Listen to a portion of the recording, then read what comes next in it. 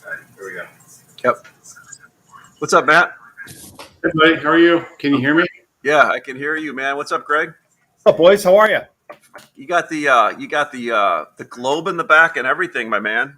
It's it. Oh, it's over here. Wait, no, it's over here. Where is it? Yeah. Oh, no, it's over here. Yeah, let me just go over to one live stream here. We started running a bit early. How are you, Matt? I'm really good, man. Thanks for asking. How are you?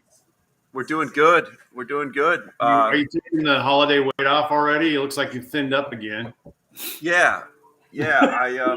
I think it's actually from not eating enough, not working out the last 3 or 4 weeks. I got in that bad holiday groove, and I tried to make up on it by not working out and not eating anything. So I need to get the good weight back on me. You know how that goes, right?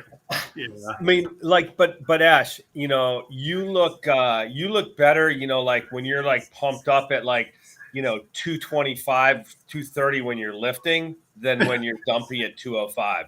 I agree with that. I got those saggy jeans going right now, and my wife is always like, "I'm glad you lost weight, but you don't look good in your jeans anymore." I'm like, "Huh?" So it's like a no-win, right? I go to the doctor the other day, and he goes, "I'm really happy you lost the weight," right? Yeah. I'm like, "It's all good, man. It's all good stuff." Are we you want to roll?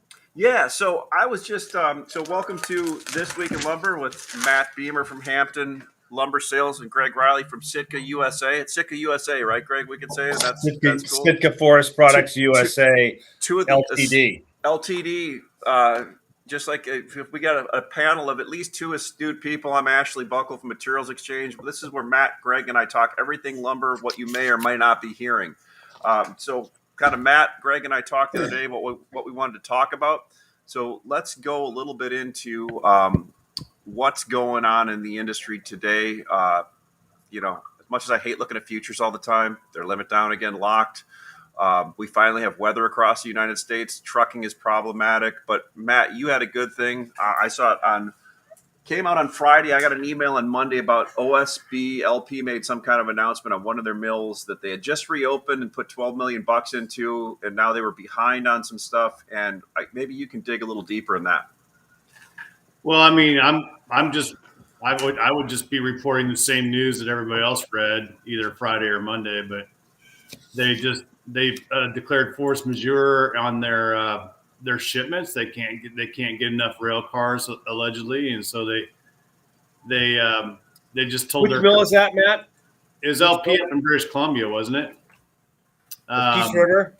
Yeah, and so all of a sudden the price of OSB is up like $250 like overnight because everybody freaks out and plywood. You could buy plywood on Friday. You can't buy plywood on Monday afternoon, Tuesday morning type thing. So, how does that affect the builders? How does that affect the home construction process? Because all these studs and plate that we deal in, like our lumber world, they got to put wall sheathing and subfloors in there sometime, and that all comes from panels. So it's interesting you said that, Matt. So just so everybody knows, on Materials Exchange, MX.com, we have a bunch of OSB for sale up right now and a lot of Brazilian plywood. Struck One, Tico stamped, Brazilian plywood, CCX, CDX. So come to the electronic market and look at it if you want. So I got Is that all on the ground at the ports right now, Ash, or is that? It seems to be on the ground at the ports, and a lot more seems to be coming in. And we could talk about that, how shipments are. It seems that there was a delay on certain shipments, and I'm not just talking. We'll hold that conversation for Euro in a second. But and Greg, this is kind of what you and I talked about. We chatted a little bit about housing starts and permits today, right? Yeah. I can give you a little review. Starts came out today for December at 1.7 million, which was, I guess I pulled out of it for last year. We did, we were up 15.6%, 1.595. What I pulled out of the December start number was, while month over month it was up 1.4%, single family was down 2.3. The permit number was huge, 1.873, up 9.1%, but it was only up 6.5% from last year, and it was all due to a quirk in tax changes in the Northeast and Philadelphia, Northeast, primarily all multifamily, were up 111%. So it kind of skewed that number. Big number, housing completions, down 8.7%. Whoa. For the year, we did 1.295. I mean, and this is along the lines we've been talking about for a long time. The houses under construction we're currently up 20% versus a year ago, and authorized not started are up 36% from a year ago. So it's just that whole thing that we've been talking about for a number of months. So hold that thought a second. I want to start. So I get a call yesterday morning. Person never talked to in my life. Home builder in Florida. Hey, I was recommended I call you guys. I need to find trusses. I'm like, well, we don't sell trusses, but what are you looking for? Well, we're a custom builder, and we have like 20 houses sold, block up on them, but our current truss vendor told us they can't supply us with any more trusses. I'm like, well, and the people that bought these want to move into these houses, and they're a custom home builder. Now, this is just, I can only regurgitate what I heard. If it was a normal home that took the run-of-the-mill truss that just is a box with the elevation on it, the easy trusses that get pumped out, those are still hard to get, but they were calling into Atlanta, they were calling into South Carolina, just trying to find somebody to make these trusses for them. They can't re-engineer it because it already has a stamp on it. It would take too long. So they're what kind of back to what you said about completions, right? So is that home completed yet, or is it still sitting there as started but uncompleted, right? And the person really needed help, right? And I said, have you called this person? Yes, we've called that person. Have you called that person? Yes, I've called that person, and they're out through the middle of this year, and they can't get us into their. So, what is that telling us? I mean, like one of the things that's really coming up, and I mean, it's always the case with Matt and I. We're a relationship business, and the relationships that you have. I mean, this is really the case with the builders and developers are. The guys that over the course of time, they didn't have loyalty to particular vendors, and how they ran their businesses. There are people that people say, hey, I can only do X amount, so who am I going to do it for, right? Yep. Matt, I know. You and I both know. I mean, we have people that I'll bend over and do a backflip for, and land it because they're there for me 12 months of the year, up market, down market, and then there's other folks that are a bit more opportunistic, and this is where that really comes to the forefront. And it could be this guy that called you, Ash, is just relatively new in the industry. Let's say he got into the business a couple, 3-4 years ago, and he's never had to worry about supply issues before. And all of a sudden now the world's changed and he doesn't have any real long-term relationships to fall back on. I mean, I don't know the whole story, but I think it's indicative of, when you go to the grocery store to shop. I'm sure that you make your wives happy, and you guys go shopping at least once a month, don't you? You go down to the local, I go once a week. I love shopping. Have you noticed that the shelves aren't quite as full? I go every day, Ash. Yeah, right? So that's why I bought one of those great big coffin freezers, because when I see a deal, my wife finally told me I have to quit buying ground beef. No, don't do that. I'll come over and help clean it out. But yeah, no, I have noticed. Right. So, I mean, cars are more expensive. Lumber's more expensive. Like getting a haircut's more expensive. Going out to dinners, and then there is a scarcity of goods in this country because of shipping and logistical problems and other problems that are beyond our control. And so this is now affecting the lumber business and has been affecting. There's no scarcity, Matt. Everything's available at a price. No, I get it, but I mean, this guy can't find trusses at a price. I bet he can find them. He just doesn't want to pay the price that he has to. I mean, there's a price. I guarantee you that I could get him trusses because you just pay more money. Let's get our pronouns correct. It was a she. Okay. And, she. No, I'm just kidding. No. No, but I'm saying is that it's available. You say, right. hey, how much will it cost? You know, you and Matt, we've gone through this with trucking, right? So we get all the trucks we need now, right? We're paying between 50 and 100% more than we used to pay for trucking, but we're getting all the trucks that we need. I just had a supplier, complaining to me about, trucking, and I go, you just pay more. You'll get all the trucks that you need. End of story. Yeah. $10 a mile doesn't seem like a real good deal to me and you, does it, Greg? I can get it done. I can get it done for you for 4 or 5 for sure. But to Matt's point, this is a fairly good sized home builder, right? In the custom thing, and you're right. They never had there was never an issue. It just showed up, and they were never in that supply chain. They had somebody else doing that for them, and it never was a problem until it was, right?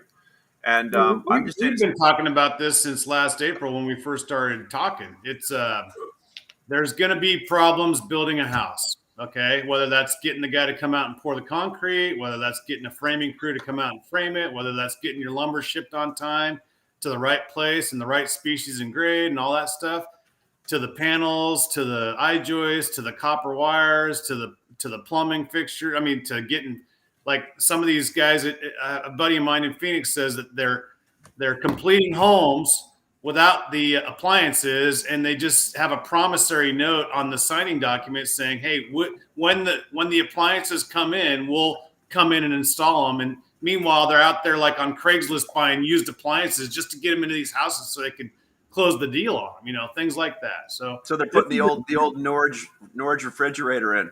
Yeah, it's just not a new phenomenon. We've been dealing with this as a country for, about, almost a year now, probably. Right. So the supply chain crisis has affected all of us in the lumber business, and it's going to continue to do so, period. I wonder when do you think all of that will flush its way out, Matt? What do you think? How long do you think it's going to take between, when nobody has that as an excuse anymore? Well, it wouldn't be an excuse if we were at 900,000 housing starts, would it? So you think we need to see a significant slowdown in the business before you kind of get relief from quote unquote, supply issues? I think the government is signaling higher interest rates, and that's going to cause lower housing starts. And so if you have less demand, then, you can finally catch up. That seems to be the solution to inflation is to decrease the supply of cheap money and increase, the amount of people that are saving their money and not spending their money. And therefore, homes. Isn't that called quantitative easing? Whatever you want to call it. But I mean, there is fiscal policies that are, sort of tried and true laws. Crosby told me that yesterday. Yeah. It's the old, listen, the reality is, hey, they start raising interest rates and, we're already, as we move forward, we're going to have less fiscal stimuli. I mean, albeit the $6 or $8 trillion that was, spent is still, that money's still working its way through. So, it's amazing how, the government passes a $1.9 trillion deal. You know what? They dole that money out here and there, and it doesn't all flow out immediately. I just got 4 free COVID tests sent to my house yesterday, all freight included. I mean, like how stupid is that? If you want to solve, the COVID problem, we just need to stop testing. Come on. Yeah. So my sister-in-law sent me over a link to free COVID tests, and all of us just signed up, and they're like, "Here it is, and here's your tracking number." Hey, so COVID, we got to talk about it. Here's the thing I'm struggling with. So I have trucking companies that say, "Oh, my drivers are not calling in because they're sick," and I have yards that are having curtailed hours, or I had a yard that closed for 3 days last week, and then of course every mill I speak to tells me that they've got staffing issues due to COVID, but all of my customers continue to need loads, and my job sites are all looking for product. Apparently COVID doesn't affect the end user. Interesting. Hey, look, it's just a good question. I want to go through. Maybe it's me. Jeff Tucker was just saying maybe certain people can buy whatever they need at a price, like you said, Greg, but there's a certain point where people won't pay for it. Oh, that's called demand destruction. And, it's what turned the market last year in the second quarter. We got to the price where we just, multifamily delayed jobs, repair and remodeling delayed projects. And, that demand was delayed. I say it's destruction. It really ends up just being delayed. Yeah, John Elshire or Eshelman, I'm sorry, was making a comment. Mike was asking about permits and starts, which we were talking about at the beginning. John said permits are loaded with multis, and I think that was a comment you made. There was a big mismatch in the Northeast with multi permits, right, Greg? Yeah, absolutely. There was a Kirk, they changed in the tax filing in Philadelphia, which resulted in a 111% increase in Northeast housing starts. Who's that walking by you there, Ash? Steve Sladoji, our CFO, Steve, walking by. Everybody said hi, Steve. I mean, bring him on in to the conversation. So John also said it's not just lumber and OSB. We are finishing up phase 1 of a 2-phase apartment complex, and we're held all the way up through our various items: doors, stairs, and cabinets. Sure. So yeah, Greg. I mean, back to the whole COVID thing. I think it does. I think it's kind of run through the system. But I mean, I had it. It felt like a flu or a cold to me. I'm over it. I noticed more people on the train today. Hopefully we get stuff going again here. I think I was reading an article somewhere where somebody said February 1st, I think all Americans are just going to declare that it's over with. There you go. Whether anybody else does or not. If you're a student of history, Ashley, you'll realize there's hardly ever been a pandemic that lasted more than 2 years in the history of mankind. We're coming up on the 2-year anniversary pretty soon, so. Yeah. So let's talk a little bit about price, and we were talking about what's going on with price. So futures rolled over, but I don't know if it rolled over. It sold off, but I think it was a big premium. Good point, Matt. Lower tomorrow, Ash. We'll have broken the trend line in March. So technically, it's on shaky ground right now. I actually think futures selling off a couple $300 would be really healthy to the market.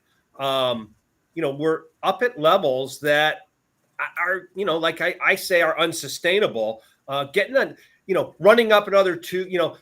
Last week we did a poll, and was 83% bullish consensus, of which I think almost 60% were looking for the market to be I take that back, not 60%. It's about 40%, wasn't it? Well, I was just saying, there was 17% thought we were going to 2,000, and so that's 57. So 20 something percent thought, 28% thought we were going to new highs, 40% $200 to $300 higher. Can you put John's comment up there? Sure. My point is that the market was all in bullish, which the contrarian says that when everybody's on one side of the boat, it usually tips. Yeah. Speaking about everybody being on one side of the boat, it seems like euro shipments were delayed a little bit, but now they're starting to come in. I'm seeing a lot more euro offered out. I don't know if I read anything into that, but there was a delay on some stuff, but it only makes sense if the U.S. is the highest returning place in the world by a lot. Lumber's going to find its way over here. Yep. I'm seeing personally more euro show up. I could be wrong, but I am. Is that bad? I don't know. Is that no? I am too. I mean, I don't know about what Greg's seeing, but the price of lumber in June was $1,700 on print or futures, right? That was our previous high, all-time high. We're currently at $1,200 on cash. Futures got up to $1,300. Those are really good targets for euro mills. They love those numbers, along with all the North American sawmills. Everybody that produces lumbers feeling pretty happy these days, right? Yeah. But so, higher prices lead to more supply at some point. And, I think we expected there would be more euros coming across in January. Should I answer this? Yeah, it's a scam. No, tell them that you'll have to call them later. Sorry, Matt. No, you're. I mean, it's that guy calls me all the time, Ash. He calls me too. He must want money. He calls me for my auto warranty. So look at before the call too, Greg. You and I talked. Mills will probably, if we are rolling over, whatever. Mills will probably not. They'll probably stay bullish for another 2 or 3 weeks because they're the last ones to ever want to do anything, right? We're seeing some Eastern mills that are, the same kind of. I mean, the two things that I see already are, I've got some Eastern mills that are willing to sell, $100 under for, 3 weeks out because, they look at these numbers. It's great mill return. And to your point, there's Euro wood that's being offered for, late February arrival, equivalent of probably the mid-low 1100s on futures. Yeah. No, that's it. That's interesting. So I guess the question is, we're kind of just consolidating here to figure out where it wants to make its next move. Well, you need the lumber to be all at the right place at the wrong time for this market to really, truly get ugly. One of the biggest problems that we have right now is and Greg knows this, and so do you, Ashley. You just can't get the lumber moved fast enough. And whether it's on a rail car or whether it's on trucks, it's just the logistical side of our business is still pretty hinked up. It's not easy. Okay, it's not like all of a sudden they fixed the railroad tracks after the floods and all these cars just started shipping all over the place and everybody's getting all this lumber. No, man, as a distributor, I can tell you my phone rings off the hook every single day from people going, hey, I need lumber because my cars are delayed, blah, blah, blah, blah, blah. And then there isn't that much inventory unsold on the ground in America right now. So that there's a tightness in supply in the actual cash market day to day. And until that's solved, it's going to be hard for the whole market to completely crater, right? You need everybody to have a bunch of lumber in their yard and a whole bunch of lumber rolling to them. And then all of a sudden the mills are calling going, hey, I need an order. And they're like, no, I got 90 days worth of wood. I'm good. That's not where we are in the market right now. Yeah. And that's why, Matt, like I say, is having a little correction here would probably be pretty healthy to the market. And maybe we could establish, a bit more of a trading range market at substantially higher levels. Because I do believe that, if we were to run 2, 3, 4, pick a number, $100 higher, we're just going to set ourselves up for a big crash, which, right. I don't like, we talked about the velocity of the market back in early December when this thing was really humming and everybody was scared because of the CN main line was, basically shut off for the Western states. That was a real concern at a time in the year when people generally do want to invest in lumber and generally do want to build some inventory on the consuming side. Now we're into January, heading into February, and those problems are still real, but they're not as real as they were, and they're not imaginary anymore because the price of lumber has now gone up more than double, right? So we're talking about things that happened in the past. Now what's going to happen in the next few weeks or few months is really, I hope, what Greg just said, we do get some kind of a correction. I don't think the way we traded lumber the last 6 or 7 weeks is really healthy in the long run. It puts a lot of people on edge. The mills love it. They're making lots of money, but the rest of the industry, it's very hard for these corporate buyers to keep up with their daily responsibilities in this type of environment. It's very hard for the guys that are developers that are making these plans for these apartment jobs and whatnot, for them to operate with any sense of certainty as to what their cost structure is going to look like in 3 or 6 months. It's hard for people that are speculative traders to really, manage that risk very well. We have such a low open interest in futures. There's hardly anyone in our industry is actually using futures for its intended purpose, which is hedging. And, our industry's really gotten smaller, and I don't think that these $600 and $700 price changes is healthy in the long run for all of us. Yeah, Matt, hopefully it will slow down. It's funny, back to your comment on trucking, though. I've got our MX load board up here. We've got it digital, but I had to write loads that, truckers are dropping or reloads are closed because of COVID, right? So we got people calling, and the loads aren't late, but they're like, where are our loads, right? Right. And I'm like, well, we're working on it. We're trying to get them early for you, but it's hard. And Greg and I have this comment every day about, I'll call Greg in the morning, and Greg's like, this guy's calling his trucking stuff, right, Greg? I mean, when you do as much volume as Greg does, you're going to have problems in a good market, right? In a bad market. It's nonstop,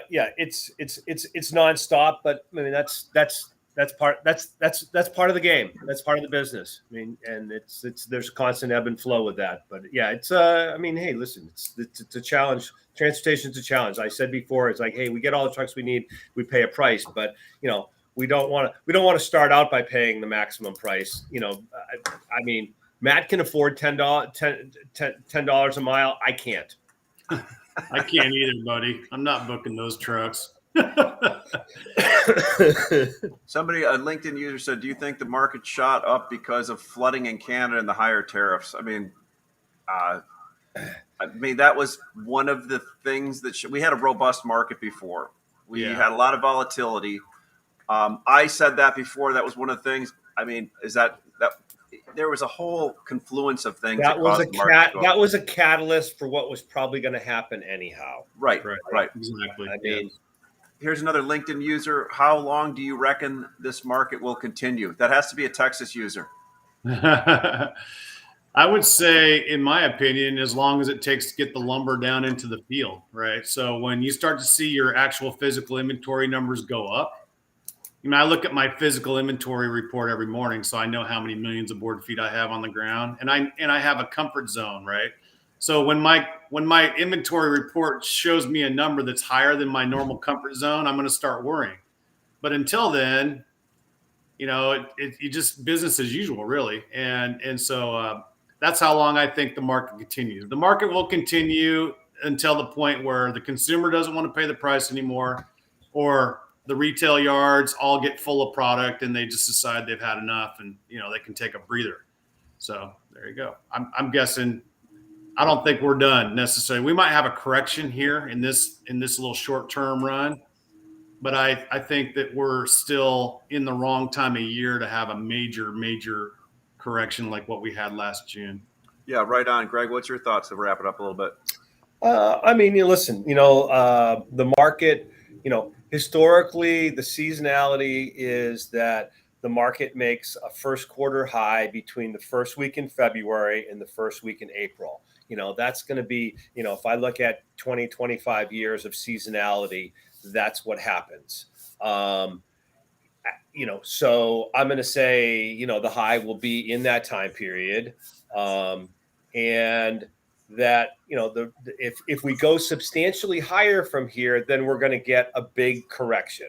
If we moderate and we trade up at a level, let's just say, the 1,000 to 1,200, 1,300 for for the next 60 days, then we may be able to stabilize in the $700 or $800 range in the second quarter. Prices will be lower in the second quarter than they are in the first quarter. End of story. Yep. That's just going based on history. Now, if you asked me the same thing at this time last year, I would have told you that also. And boy, was I wrong, right? So I'm, and if you remember, the market kind of stabilized and basically held steady for 5-6 weeks from late February until the 1st of April before it had that final run up it ran from 1,000 to 1,700.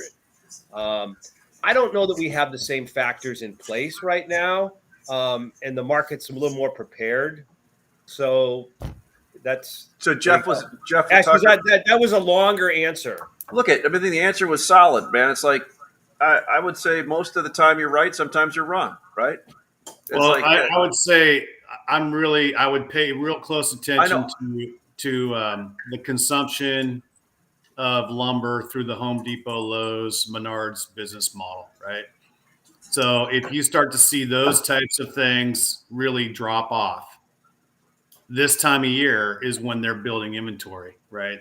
This is their time to get inventory in the stores ready for springtime for the ma and pa that lives right next door to you and me to go build a fence or build a deck or redo a room or something. Yeah, no doubt. What I meant by that is, Greg, you and I talked. It is like prime time for them, and if they stop, in last year, Matt, they built that inventory in the first quarter, and then the demand wasn't there because the prices were so high. Right. Well, they were telling everybody we need more until about April. And then in April, late April, early May, they're like, had enough. Okay, we're good, and shipments just dropped dramatically. It wasn't like a small it was a big drop in shipments to that segment of the market. I'm paying attention to that. I think that's significant information that I care the most about right now. That, and I care about my inventory levels and my customers' inventory levels. Yeah, no doubt. Well, but this is Jeff Tucker just said last year we had a second spike late April and early May. Could we possibly repeat that this year? Yeah, of course. Anything is possible. This is lumber. Yeah, no doubt about that. More troublesome for shipments from Bill G from Canada is the implementation of drivers needing to be vaccinated to come into the U.S. I heard 20% of those current drivers are not. More troubling delays. Yeah. You see that article yesterday? I did not. I heard that 50% of U.S. drivers are not vaccinated that go to Canada. There's a cross-border thing that is now going to not happen because there's not enough vaccinated drivers. So basically, it just hurts because it really has an impact when you're being vaccinated when you sit in your truck by yourself. Yeah, no, I think that's important that we make sure everybody's vaccinated. We're only 74% vaccinated in this country. Maybe we should go for 75% and just force everybody at gunpoint to get that vaccine. What happened to herd immunity? What happened to, hey, we'll 2 weeks to stop the curve or slow the curve or whatever? That's gone. But my point is like, so it doesn't really matter because, whether you're vaccinated or not vaccinated, everybody that I know that gets COVID is vaccinated. So what's the difference? I don't know. I don't want to go there. Hey, so are the European, this from a mirror, are the European mills making a dent in the U.S. market? As I understand, they're redirecting a lot of European, MENA, and Asian volumes, which is Middle East, North Africa, over to the U.S. and drying the markets up over there. So I don't know about that. I haven't heard that, but I guess we'll find out in the next 45 days if that's really true. It takes a while. Just a quick comment on European imports. I mean, they've been full throttle for the last, really 12 months based on the pricing. And, we've run into this whole situation where we have all of the ports up and down the East Coast and over to Houston at full capacity. It's, there's a number of ports that are limiting how many vessels they'll take in a given month.